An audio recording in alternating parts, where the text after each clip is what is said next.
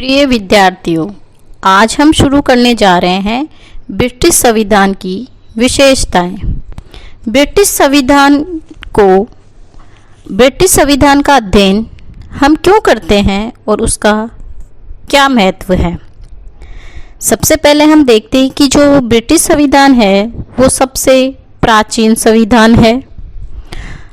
ये ब्रिटिश जो संविधान है वो एकमात्र अलिखित संविधान है। ब्रिटिश संविधान निरंतर विकास का परिणाम है।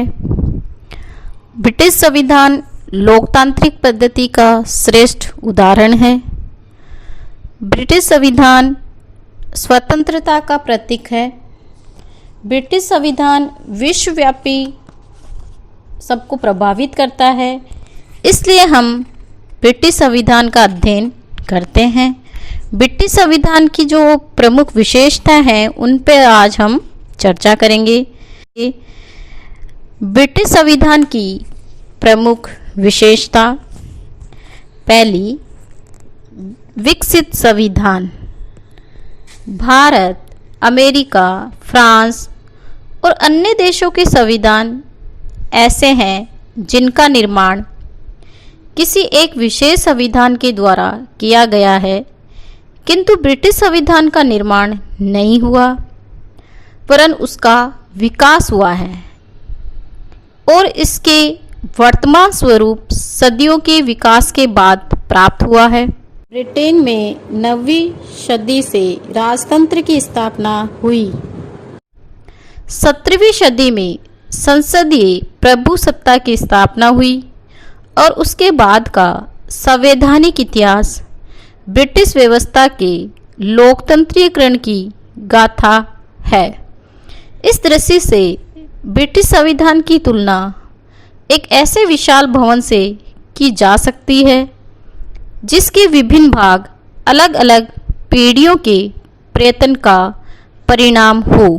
विकसित संविधान से यहाँ मतलब है कि ब्रिटिश संविधान का निर्माण किसी संवैधानिक सभा द्वारा नहीं किया गया, इसे धीरे धीरे विकसित हुआ है ये संविधान, और धीरे धीरे विकसित होने में उसे एक लंबा समय लगा है। दूसरी, अलिखित संविधान। ब्रिटिश संविधान वर्तमान समय में, जबकि ऐसा समझा जाता है कि संविधान आवश्यक रूप से एक प्रलेख के रूप में होना चाहिए, ब्रिटिश संविधान अलिखित संविधान का एकमात्र उदाहरण है। अंग्रेज लोग सिद्धांतवादी कम और व्यवहारवादी अधिक होते हैं और इसी कारण उनमें अपने संविधान को लिपिबद्ध करने के प्रति सदैव अनिच्छा ही रही। ब्रिटिश संविधान में यद्यपि कानूनों के रूप में कुछ लिखित अंश भी है, लेकिन उनका अधिकांश प्रथाओं और परंपराओं के रूप में अलिखित ही है। अलिखित संविधान से मतलब है कि ब्रिटिश का संविधान लिखा हुआ नहीं है, वो केवल प्रथाओं और परंपराओं आदि पर आधारित है। लचीला या सुपरिवर्तनशील संविधान। परिवर्तनशीलता के आधार पर दो प्रकार के संविधान होते हैं, लचीला संविधान और कठोर संविधान। लचीले संविधान में साधारण कानून के निर्माण की प्रक्रिया से ही परिवर्तन किया जा सकता है, किंतु कठोर संविधान में परिवर्तन करने के लिए साधारण कानून के निर्माण से भिन्न संविधान में निर्धारण विशेष प्रक्रिया को अपनाना आवश्यक होता है। ब्रिटिश संविधान इस दृष्टि से लचीला है कि ब्रिटिश संसद सामान्य बहुमत के आधार पर ही संविधान में कोई भी परिवर्तन कर सकती है। कहने का मतलब है कि जो ब्रिटिश संविधान है वो लचीला है और वो परिस्थितियों के अनुसार अपने आप को बदल लेता है या उसमें आसानी से परिवर्तन किए जा सकते हैं। सिद्धांत और व्यवहार में अंतर। ब्रिटिश संविधान का एक महत्वपूर्ण लक्षण या विशेषता है कि वो सिद्धांत और व्यवहार में अंतर है। प्रसिद्ध विद्वान मुनेरो के शब्दों में ब्रिटिश शासन में जो कुछ दिखाई देता है वह वास्तव में है नहीं, और जो है वह दिखाई नहीं देता। मतलब ब्रिटिश संविधान में जो हमें दिखाई दे रहा है वो तो वास्तव में वहाँ है नहीं, जो है नहीं वो हमें दिखाई देता है। जैसे कि सिद्धांत और व्यवहार में अंतर के कुछ उदाहरण इस प्रकार है। संवैधानिक दृष्टि से इंग्लैंड में राजतंत्र है, किंतु व्यवहार में वहाँ पर राजतंत्र न होकर लोकतंत्र है। द्वितीय, सैद्धांतिक दृष्टि से इंग्लैंड की शासन व्यवस्था में शक्ति का पृथक्करण पाया जाता है, क्योंकि वहाँ की कानून निर्माण शक्ति संसद में, कार्यपालिका शक्ति मंत्रिमंडल में और न्यायिक शक्ति न्यायपालिका में निहित है। किंतु इंग्लैंड में संसदात्मक शासन व्यवस्था है और वहाँ शक्तियों के पृथक्करण के स्थान पर शक्तियों का केंद्रीयकरण या सामंजस्य देखा जा सकता है।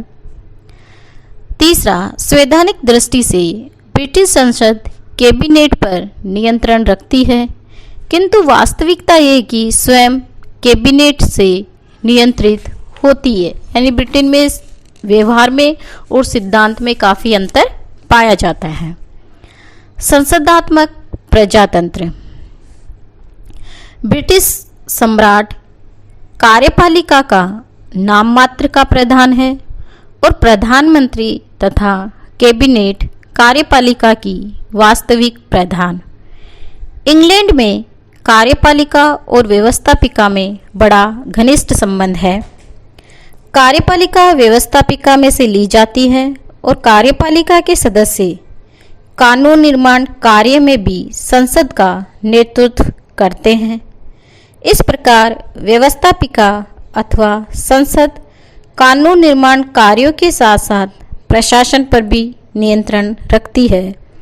इसके अतिरिक्त राजनीतिक कार्यपालिका अथवा कैबिनेट का कार्यकाल लोक सदन के विश्वास पर निर्भर करता है। ब्रिटेन में संसदात्मक प्रजातंत्र पाया जाता है। वहाँ पे जो कार्यपालिका है वो व्यवस्थापिका में से बनती है और वो उसके प्रति आप घनिष्ठ संबंध में पाए जाते हैं। संसद की सर्वोच्चता या प्रभुसत्ता, ब्रिटिश संविधान की एक अन्य विशेषता संसद की प्रभुसत्ता या सर्वोच्चता का सिद्धांत है। ब्रिटेन में एकात्मक शासन होने के कारण संसद एकमात्र कानून निर्मात्री संस्था है और संविधान लचीले होने के कारण साधारण बहुमत से ही कानून का निर्माण कर सकती है। संसद की कानून निर्माण की शक्ति पर कोई सीमा नहीं है। संसद द्वारा निर्मित किसी भी कानून को किसी भी सत्ता के समक्ष चुनौती नहीं दी जा सकती, क्योंकि ब्रिटेन में अमेरिका या भारत के समान न्यायिक पुनरावलोकन की व्यवस्था नहीं है। ब्रिटिश संसद की इस असीम शक्ति को लक्ष्य करते हुए डी लॉम ने लिखा है कि ब्रिटिश संसद स्त्री को पुरुष और पुरुष को स्त्री बनाने के अतिरिक्त सब कुछ कर सकती है। डाइसी ने संसद की प्रभुसत्ता का विस्तार के साथ उल्लेख किया है। एकात्मक शासन, क्षेत्र की दृष्टि से ब्रिटेन एक सुसंगठित इकाई है और इस कारण ब्रिटेन में एकात्मक शासन को अपनाया गया है। संविधान के द्वारा शासन की समस्त शक्ति केंद्रीय सरकार में निहित कर दी गई है। केंद्रीय सरकार ही संपूर्ण देश के शासन का संचालन करती है। प्रशासनिक सुविधा की दृष्टि से केंद्रीय सरकार के द्वारा स्थानीय प्रशासनिक इकाइयों की स्थापना की गई है और इन स्थानीय इकाइयों को पर्याप्त शक्तियां भी प्राप्त हैं। लेकिन शासन व्यवस्था एकात्मक होने के कारण इन स्थानीय प्रशासनिक इकाइयों को अपना अस्तित्व और शक्तियां संविधान से नहीं वरन केंद्रीय सरकार से प्राप्त है और स्वाभाविक रूप से उनका अस्तित्व अथवा शक्तियां केंद्रीय सरकार की इच्छा पर निर्भर करती है। विधि का शासन ब्रिटेन संविधान की एक विशेषता है जिस पर ब्रिटेन वासी बहुत गर्व करते हैं और वह है विधि का शासन। विधि के शासन का आश्रय है इंग्लैंड के शासन का संचालन किसी विशेष व्यक्ति की इच्छा द्वारा नहीं वरन विधि के द्वारा किया जाता है। विधि के शासन का एक अन्य तात्पर्य यह है कि ब्रिटेन में सभी व्यक्ति चाहे उनका पद और स्थिति कुछ भी क्यों न हो एक ही प्रकार की विधि और एक ही प्रकार के न्यायालय के अधीन है। यानी ब्रिटेन में कानून का शासन है। कानून की दृष्टि से सब व्यक्ति बराबर है, किसी के कोई साथ कोई भेदभाव नहीं किया जाता कानूनी दृष्टि से। अधिकार पत्र का अभाव किंतु न्यायिक स्वतंत्रता और अधिकारों की विद्यमानता। वर्तमान जो ब्रिटेन का संविधान है उसमें इस प्रकार का कोई अधिकार पत्र नहीं है, लेकिन संविधान में अधिकार पत्र का अभाव होने पर भी ब्रिटिश नागरिक अन्य देशों के नागरिकों की तुलना में कम स्वतंत्र और कम अधिकार संपन्न नहीं है।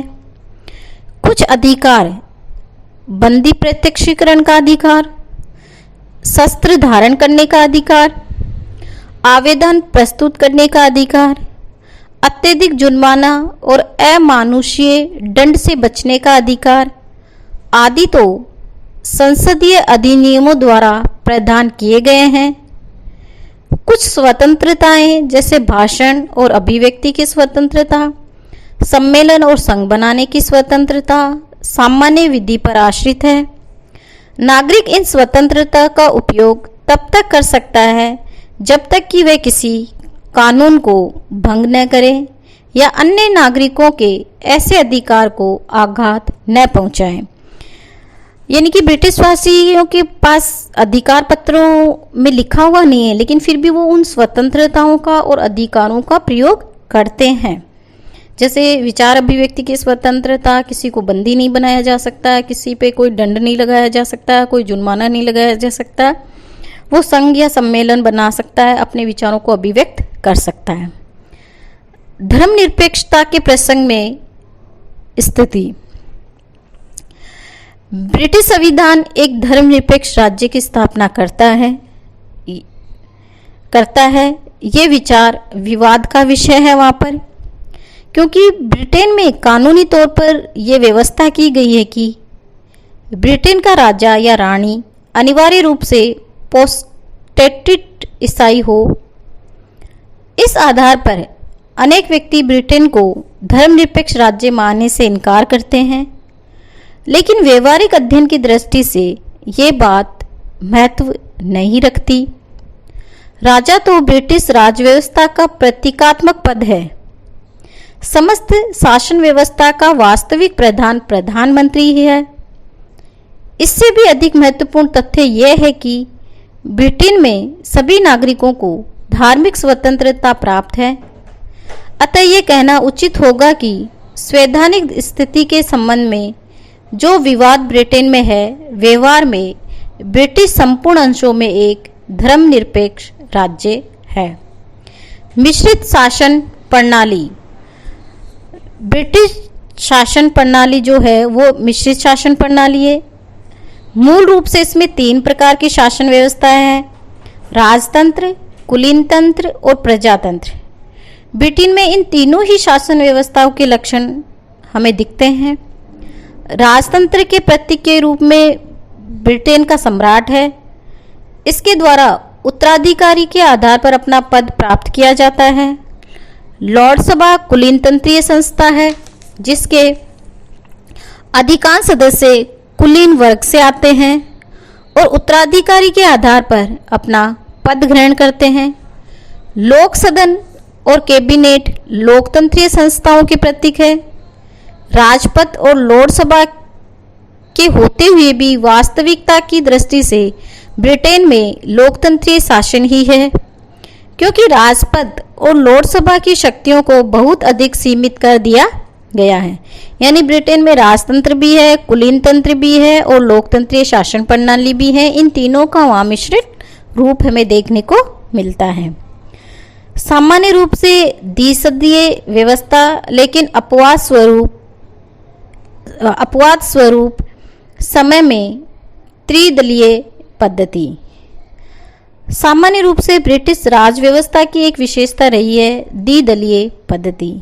द्विदलीय पद्धति का आश्रय है राज व्यवस्था में राजनीतिक दलों के गठन की स्वतंत्रता होते हुए भी प्रमुख रूप से दो राजनीतिक दलों को ही विद्यमानता रहती है, जिसमें जनता एक राजनीतिक दल को शासन दल की स्थिति प्रदान करे तथा दूसरा दल प्रमुख विरोधी दल के रूप में कार्य करे। ये सामान्य स्थिति है, लेकिन अपवाद स्वरूप समय में किसी एक राजनीतिक दल को लोकसभा में स्पष्ट बहुमत प्राप्त नहीं होता तथा ऐसी स्थिति में एक गठबंधन सरकार, मिलीजुली सरकार का गठन होता है। जैसे द्वितीय विश्व युद्ध के बाद 65 वर्ष बाद मई 2010 में संपन्न आम चुनावों में अनुदार दल और लिबरल डेमोक्रेटिक पार्टी की गठबंधन सरकार ने सरकार को जन्म दिया और 65 वर्ष बाद यह स्थिति बनी कि स्वाभाविक रूप से एक अपवाद स्वरूप स्थिति ही कहना होगा।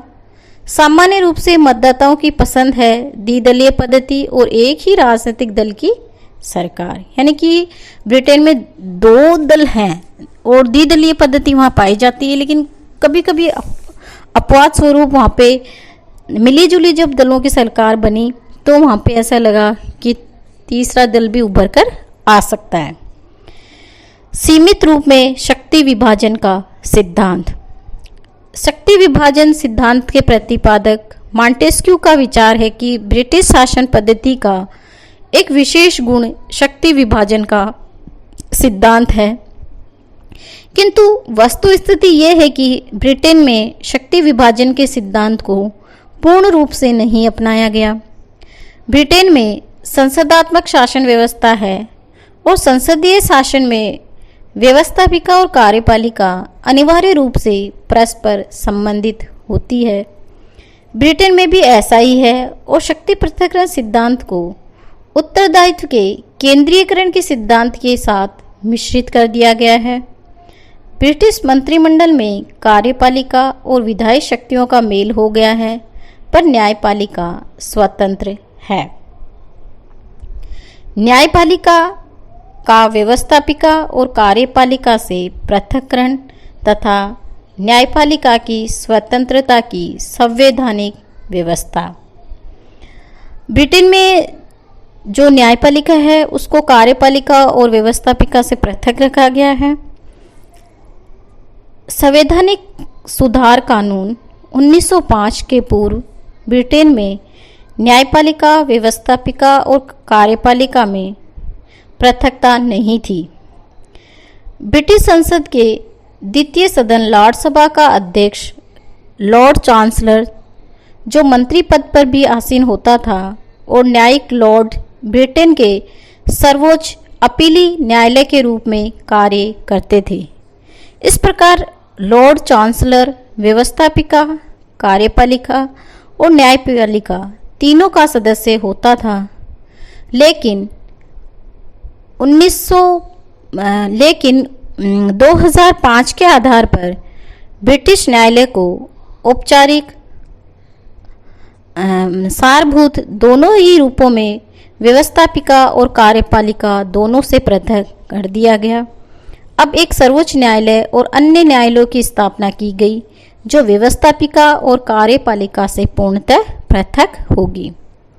व्यवहार के अंतर्गत ब्रिटिश न्यायालय 2005 के पूर्व भी स्वतंत्र थी, लेकिन अब संवैधानिक सुधार कानून 2005 के द्वारा न्यायपालिका की स्वतंत्रता के लिए संवैधानिक व्यवस्था कर दी गई है। लॉर्ड चांसलर अब कोई न्यायाधीश नहीं है। न्यायिक क्षेत्र में लॉर्ड चांसलर की भूमिका समाप्त कर दी गई है तथा सुधार कानून में कहा गया है कि लॉर्ड चांसलर या अन्य कोई मंत्री किसी विशेष न्यायिक निर्णय या न्यायपालिका के कार्यों को प्रभावित करने की चेष्टा नहीं करेंगे। विधि के शासन के प्रति सम्मान और न्यायपालिका की स्वतंत्रता की रक्षा लॉर्ड चांसलर का सबसे प्रमुख कर्तव्य बताया गया है। इसे इस बात की शपथ लेनी होगी। आज हमने चर्चा करी ब्रिटिश संविधान की विशेषता या उसके प्रमुख लक्षण। धन्यवाद।